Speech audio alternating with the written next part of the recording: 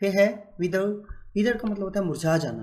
गुलाब का फूल विदर्ड हो जाता है, मुरझा जाता है। बट आप इसको याद कैसे करेंगे?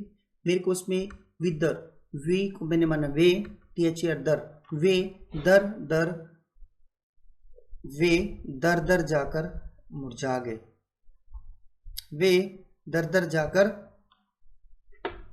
मुरझा गए। या फिर वी याद करना चाहिए तो विदर, वी दर दर जाकर मुरझा। मैंने आपको फर्स्ट फॉर्म याद करवा दी, विदर के स्थान पर विदर, तो आप याद रखें। आगे बढ़ रहा हूं। इनफ्लक्स, मेरे को इसमें 2 वर्ड दिखाई दे रहे क्लियर कट, 3 सॉरी, एक इन, दूसरा फल और थर्ड है लक्स। देखिए इसका मीनिंग होता है तांता लगना, फ्लड की तरह, बाढ़ की तरह आना, अराइवल, एंट्री होनी। कहते हैं इन फल और लक्स, ठीक है, देखें फल और लक्स को लेने के लिए लोगों का तांता लग जाता है, बाढ़ की तरह लोग आते हैं, एक तो फल लेने के लिए और एक लक्स लेने के लिए।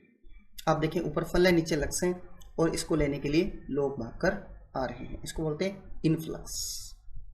इन फल और लक्स को लेने के लिए लोगों का तांता लग जाता है, बाढ़ की तरह लोग आते हैं। फिर है रैंकर।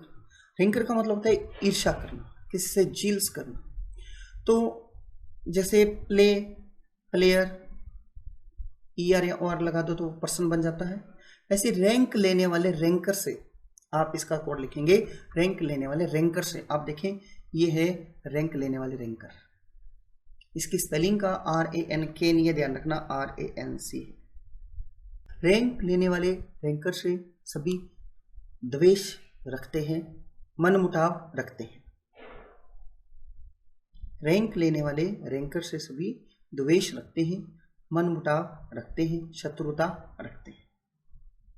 ये रैंकर की स्थिति है, ये द्वेष भावना की, मनमुटाव की स्थिति, एनवी, मैलिस।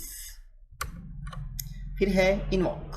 इनवॉक का मतलब होता है हम कोई भी बुक लिखते हैं तो उस बुक के फर्स्ट पेज पर हम उस प्रभु का सिमरन करते हैं, आह्वान करते हैं उस परमात्मा का। उसको इनवॉक मैंने होता है आह्वान करना, उसको विनती करना, उसको रिक्वेस्ट करना, प्रेयर करना। अब याद कैसे करें? जब इस वर्ड को पढ़ते हैं हम इनवॉक, तो इसका मतलब एक वर्ड तो इन, दूसरा वॉक। वो कौन से वाला देखें आप, ये वाला वॉक। इनवॉक मैं भगवान को पुकारती हूँ या पुकारता हूँ। इन वॉक मतलब वॉक के समय मैं भगवान को इनवॉक करता हूँ या करती हूँ।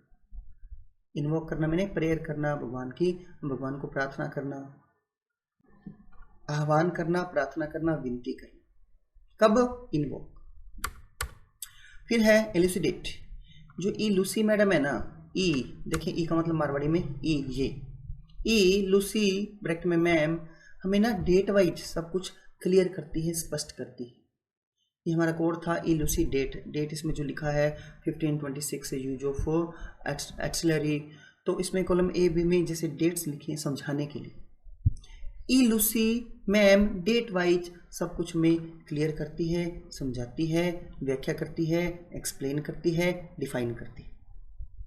फिर से सुन लें, ई लूसी मैम डेट वाइज हमें क्या करती है? स्पष्ट करती है, व्याख्या करती है, क्लियर करती है। आगे बढ़ रहा हूँ। फिर है प्रोफंडिटी।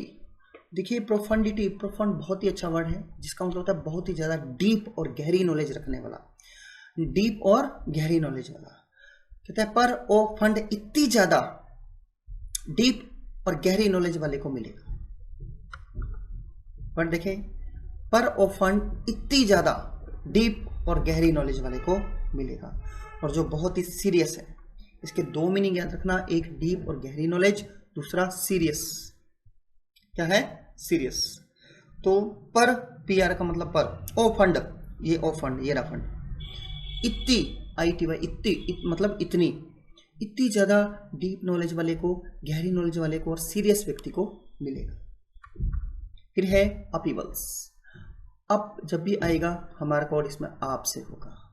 आप हीवल, वैसे इसका मीनिंग होता है, अपहीवल का मतलब होता है उथल पुथल मचाना, क्रांतिकारी परिवर्तन करना।